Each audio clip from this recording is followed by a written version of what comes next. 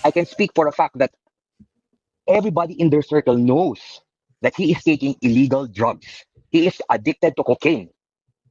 And I could not surmise, I could not understand why people are, bakit pa rin siya hinahayal? I mean, a lot of people in government right now, even the cabinet members, more than half of the cabinet members are into it. Mhm. When you were, I think I saw one of your shows with Kathy, and then you were counting how many cabinet Yeah, members. si Tama eh. Kathy, More yeah. than half, majority. Majority And talaga.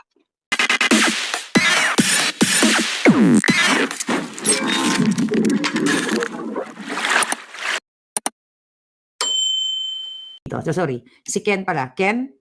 Sino ba yung pumasok, si Ken? Hi. Yeah, Ken, yeah, I'm hi. Ken. Okay. Hi, Maharlika. I'm Ken. Mhm. I'm the Ken who spoke to Joey and Sass a few months ago, and I'm a big fan of yours. I always Mhm. listen to you. In fact, I hear your name all over Manila Golf Club, so I know that you have A1 sources. Oh, thanks, Ken. So are you from Manila or from I'm based in England, but we usually go to Manila from time to time. So Mhm. I do know that you have really A1 sources, especially when you're talking about uh, Bongbong being bangag, because for a fact, I know I was there. Mhm. I have personal knowledge of Wow. the place where they did the sessions in Rockwell. It's in Rizal Tower, right? In the Mhm. penthouse where Maricel lives. So um, at that, I can speak for a fact that everybody in their circle knows that he is taking illegal drugs. He is addicted to cocaine. And I could not surmise, I could not understand why people are, bakit pa rin siya hinahayal? I mean, a lot of people in government right now, even the cabinet members, more than half of the cabinet members are into it. Mhm. When you were, I think I saw one of your shows with Kathy, and then you were counting how many cabinet Yeah, members. si Tama eh. Kathy, More yeah. than half, majority. And Majority talaga. And so even all, yeah, go ahead. I mean, sige, so sabi mo may personal knowledge ka. I-ano natin sa mga kaibigan at mga nanonood sa atin. I-share pa natin bakit ka may Kasi personal knowledge? Connected ka ba sa mga friends nila? Paano? uh, I Pwede won't mo? say so much about that, but Okay, so I understand. I Sige can lang. appear and yeah, yeah. But I can tell you that Okay. remember, diba, there was something happening with the maids, and then there was a gun, and then she pointed, kasi she cheated with Martin, remember? And Aha. then that's why that's why nagkagulo sila there, and then that's because of drugs. That's why sila nagkaganon. It was Mm. in fact Martin who introduced her to taking drugs. Kasi hindi naman siya addict before eh. Yes, sa kaalaman lang ng ating mga tagapanood, tinutukoy ni Ken na Martin is si Martin Araneta na ex ni Yes, Maricel. Martin Araneta. Okay, go ahead. Yes, yes.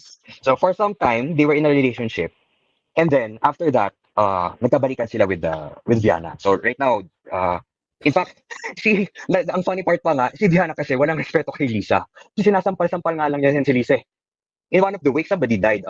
Helen was there, and then I think it was Susan Roses. In Mhm. that week, parang sinampal pa nga niya si Lisa eh. So, wala silang respect. The Araneta clan does not have any respect for Mhm. Lisa. Yes.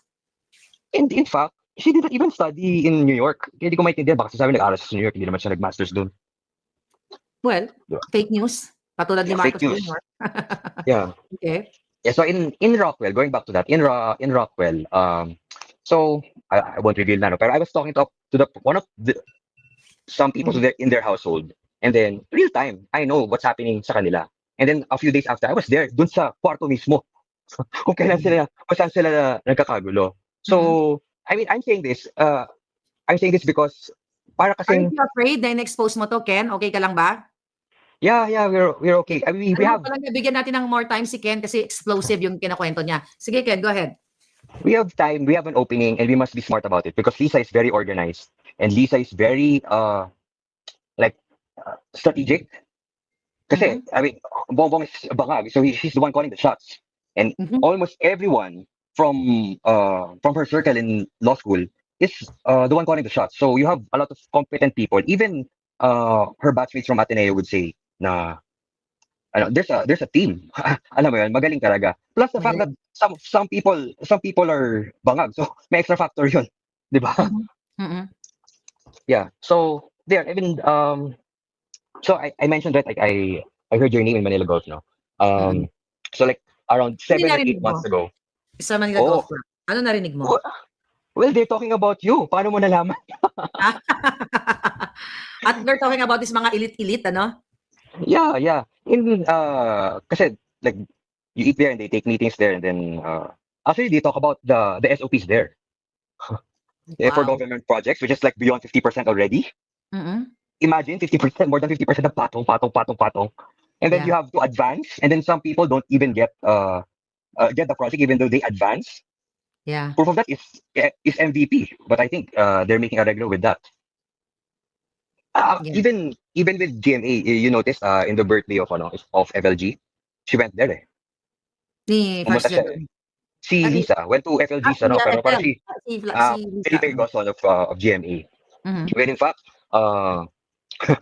one of their family members pinapalayo na nga sa anak ng mga Romualdezes eh. Kasi they're in a relationship eh, yung mga anak eh. Pinapalayo na yung one of the granddaughters dun sa mga Romualdezes eh. Kasi they know na you can't be in their circle if you're not bangag. Kasi even the cabinet members nga, kaya totoo yun, though you're talking about a room in Malacanang where they take, kasi for them to be able to monitor you and you're in a different time zone, ibig sabihin, gising sila. 3 o'clock, Gising kasi sila. hindi na natulog. Yeah, nagmo-monitor talaga sila, mga bangag kasi.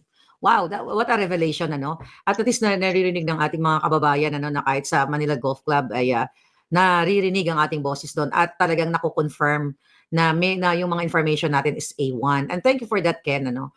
Na nagiging ano ngayon, nagiging itong ginagawa nating very engaging na vlog, talaga namang interactive. Mas kumbaga hindi na lang ako kayo na may mga personal knowledge na isi-share nyo sa ating mga kababayan na hindi ito kwento ko lang or hindi natin ginawa, but this is really from the puting ahas Yes, na correct. A1.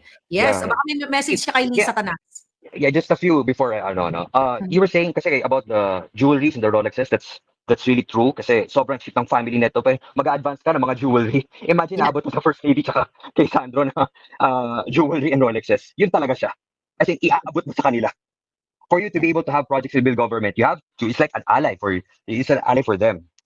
And I just really want to say that we have to be organized and there's an opening since in international relations and the demographic of geopolitics right now and with Trump winning, we need to be very strategic about it, and considering it's already November and then you still have January and February until the summer and the elections, we have to be very strategical when to do this. So I'm imploring everybody, gusto ko manawagan sa ating mga kababayan na pumunta na sa EDSA. EDSA, gawin lahat-lahat ng mga kakilala niyong mga tumutugtog, magkaroon ng banda. I mean, gisingin niyo na si JB Bondoc, like, everybody that he knows, like si Freddy Aguilar, lahat. I mean, ganyan yan. Usually, in democratic processes to speak up, you need to have lively, parang continuous movement in EDSA. So, sobra kasing lala. Imagine ha, the licenses, simple issuance and printing of licenses sa LTO,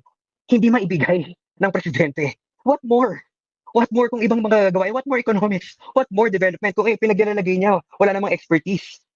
Yeah. Di ba? So, from that, si Duterte, imagine, ang passport, 10 years. Di ba? Tapos, ang crime, wala. May free education. Di ba? Tapos, may 911 and then you can complain 888. Ngayon, wala na yung 888. Di ba? 888, wala na lahat. Yeah. Inabolish na, pati nga yung Malasakit Center, pinalitan niya ng Love for All. But anyway, thank you so much, Ken. Balik ka dito ha, para lagi-lagi tayong mag-usap dito at baka pwede kang co-host pag napagod ako. Yeah, sure. Yes. I can email you, then we can.